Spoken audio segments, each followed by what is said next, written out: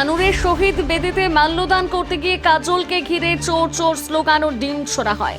বীরভূমের নানুরের শহীদ বেদিতে মাল্যদান করতে গিয়ে বীরভূম জেলার পরিষদের সভাধিপতি ও হাসান বিধানসভার বিধায়ক কাজল শেখ ও নানুর বিধানসভার বিধায়ক বিধানচন্দ্র মাঝিকে দেখে চোর চোর স্লোগান ও ডিম ছড়ে বিজেপির কর্মীর সমর্থকেরা।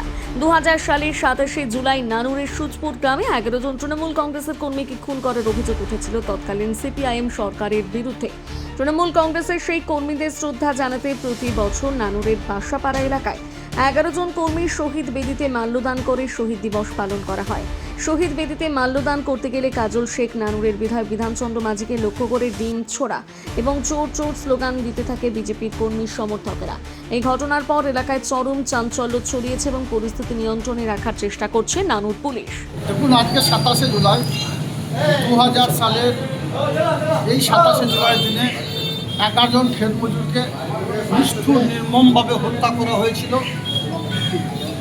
তাই প্রত্যেক বছর তৃণমূল কংগ্রেসের পক্ষ থেকে আমরা সেই শহীদ পরিবারের প্রতি সমবেদনা জানাই এবং প্রত্যেক বছর এখানে আমরা আসি। আমিও একজন শহীদ পরিবারের সদস্য হিসাবে এবং এখানকার স্থানীয় বিধায়ক সহ শহীদ পরিবারের প্রত্যেকটি সদস্য এখানে এসেছিলেন এবং তারা তাদের পরিবারের প্রতি সমবেদনা শ্রদ্ধা নিবেদন করলেন। আমিও সেই জন্য এসেছিলাম। কিন্তু এখানে আসার পরে যেটুকু দেখলাম, কতিপয় দূরে কিছু সমাজ বিরোধী তারা আমাদের গাড়ি লক্ষ্য করে, অবশ্যই আমাদের কাছে আসেনি, কারণ আমরা শহীদ মঞ্চে ছিলাম,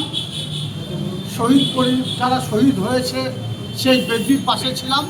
তাই তারা কিছুটা দূরে বিভিন্ন ধরনের বিশৃঙ্খলা করছিল। ধন্যবাদ জানাচ্ছি বীরভূম জেলা পুলিশ প্রশাসনকে, যে বীরভূম জেলা পুলিশ প্রশাসন এবং নানুর থানা পুলিশ প্রশাসন তাদের এখান থেকে সরিয়ে দিয়েছে। যদিও আমি পুলিশ প্রশাসনের পারমিশন নিয়ে এখানে এসেছিলাম, এটা উচিত হয়নি। যে ধরনের কাজ করছে এটা বাংলার কৃষ্টি কালচারের বিরুদ্ধে বলে আমি মনে করি। যাই হোক, যে কাজটাই ওরা করেছে বা করতে চলেছে বা করছে, আমার দৃঢ় বিশ্বাস আগামী দিনে পুলিশ প্রশাসন আরও সক্রিয় এবং যারা এই নক্কারজনক ঘটনা ঘটাতে চাইছে তাদের বিরুদ্ধে দৃষ্টান্তমূলক সাজা দেবে।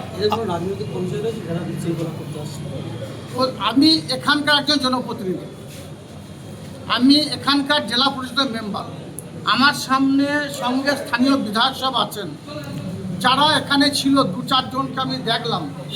এদের মধ্যে একজনকেও জীবনে কখনো দেখিনি এরা রাজনীতির সঙ্গে কোনো দিন যুক্ত ছিল বা যুক্ত এখনও আছে বলে মনে হয় না। হয়তো বিভিন্ন ধরনের নেশায় আসক্ত হয়ে কতিপয় মানুষ এদেরকে আর্থিকভাবে প্রলোভনা দিয়ে বা আর্থিকভাবে সমৃদ্ধ করে তাদের এখানে পাঠিয়েছে বা পাঠানো হয়েছে বলে আমি মনে করি। দাদা, সরকারে আসার পর 11 সাল থেকে 2000 বলতে পারে যে 26 সাল, এই সরকারে থাকাকালীন আমরা দেখেছি যে 27শে জুলাই মহাসমারোহে পালন হয়েছে। এই যে এবছর যে একটা ছবি, করুণ ছবি, এটার জন্য আপনি কী বলবেন? দেখুন, 27শে জুলাইয়ের মেন উদ্দেশ্য হচ্ছে আমাদের শহীদ বেদিতে মাল্যদান করা এবং শহীদ পরিবারদের পাশে দাঁড়ানো। আমরা সেটাই করছি, প্রত্যেক বছর করি, এবছর সেটাই করছি। প্রত্যেক বছর একটা দলীয় পক্ষ থেকে একটা মহা মিছিল বা একটা জনসভার আয়োজন করা হয়, সেটা এবছর করা হয়। ব্যাস। রাজনীতিতে তো আসতেন, এবছর আসেনি, আগামী দিনে হয়তো আসবেন।